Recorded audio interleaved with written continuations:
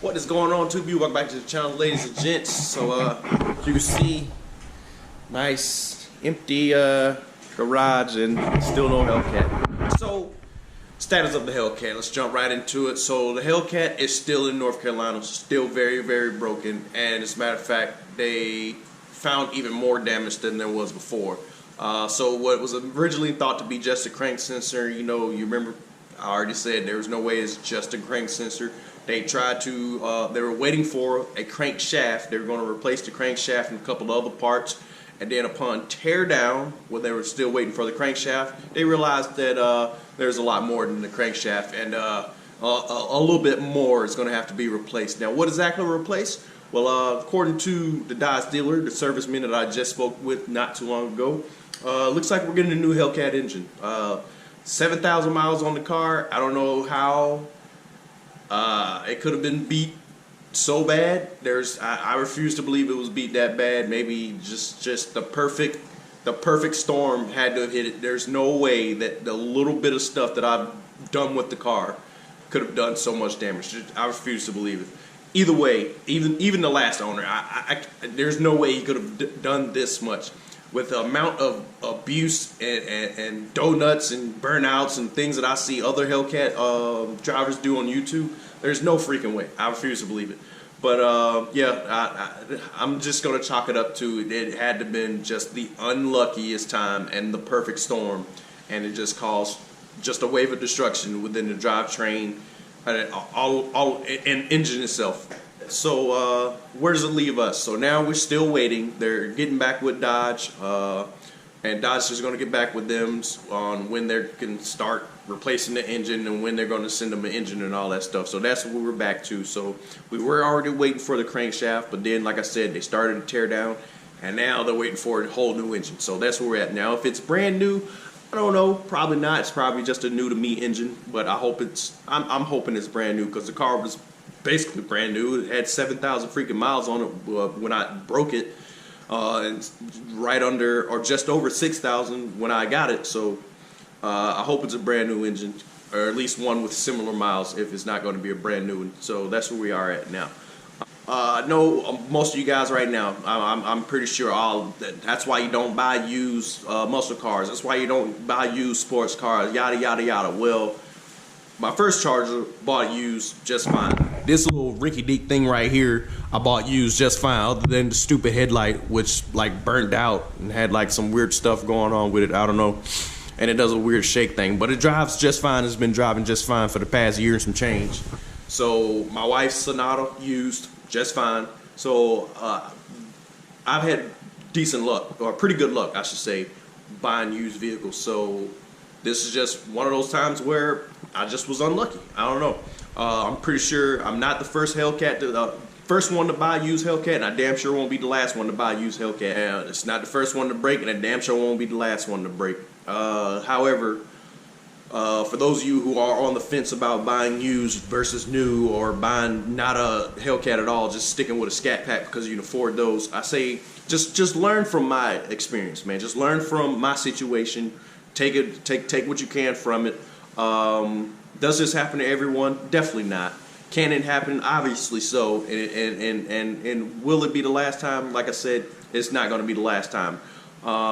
This is just the perfect situation gone wrong. That's the unluckiest situation, I should say. I don't know how else to say it. Don't let my problems affect you from getting into a Hellcat. If you're looking at one, man, I'm trying to tell you. For the 4 days that I did drive it, it was a fucking blast. It was fun. It was fast, and I had a good time with it until it broke. And I don't know, man. The best I can say is just learn from me. As long as you get a warranty, you guys will be good to go. I made this video already before I left home, but that was before I had more information. So this is just a little update video with a little more information.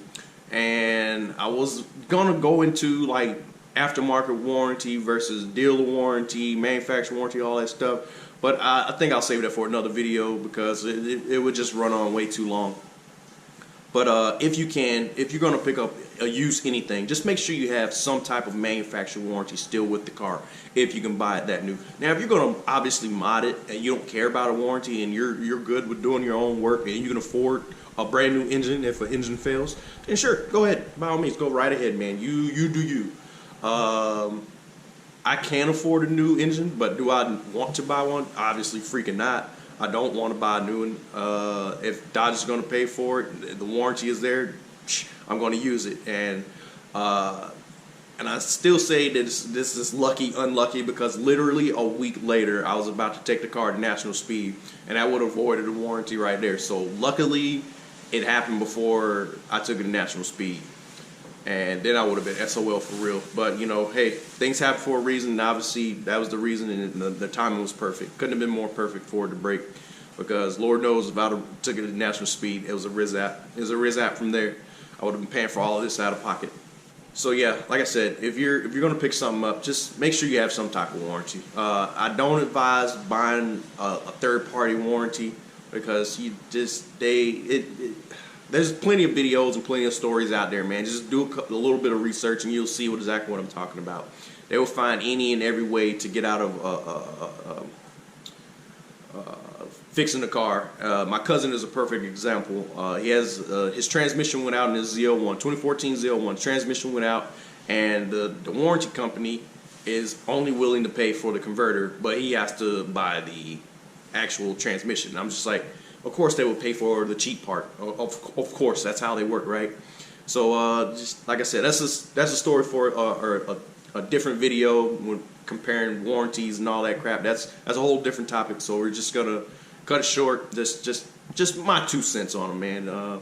If you can, just make sure you get the manufacturer warranty. They're more likely to stand by. Now, are they perfect? Are they 100% better than manufacturer warranty? I'm not saying that. No. SRT Mush was a great example. All he did was an air filter, and they tried to get out of fixing his car. So, are they perfect? No. But there's plenty of stories where mine, for example, I took it in there. They were like, "Oh yeah, we see that there's an aftermarket drive shaft, but that shouldn't affect anything. This is all covered under powertrain warranty." I was like, "Hell yeah, good to go." And that's where we're at now. So, yep, that's all I got for you guys, man. Enough rambling on. I'm trying to keep this video short. If it's the first time stop by, make sure you hit the like button. Make sure you subscribe. Make sure you swing up to the Instagram channel, Low through 76 Slow, so you guys will be already there when I am able to start posting more pictures and, you know, cool stuff or whatever. I'll probably do like short little updates on there a lot more frequent than I would be able to do up here. So, yeah, no word, no ETA yet on when she's going to be ready, but just hang in there with me, guys. She'll be back soon, and we'll get back to doing some shenanigans, hopefully, before it gets too much worse out here. You can see it's not a pleasant day out today. It's actually kind of cool. I'm in shorts right now, but I'm about to go put a hoodie on because it's not nice. It was pretty good yesterday. A little windy, but it was a decent temperature. And today it feels like the season's just completely like just hit a switch, and it's over with. But yeah, so just hang in with me, and we'll get back to the Hellcat content as soon as I get her back, man. I promise. But for real now, I'm out. Peace. Y'all guys have a great day.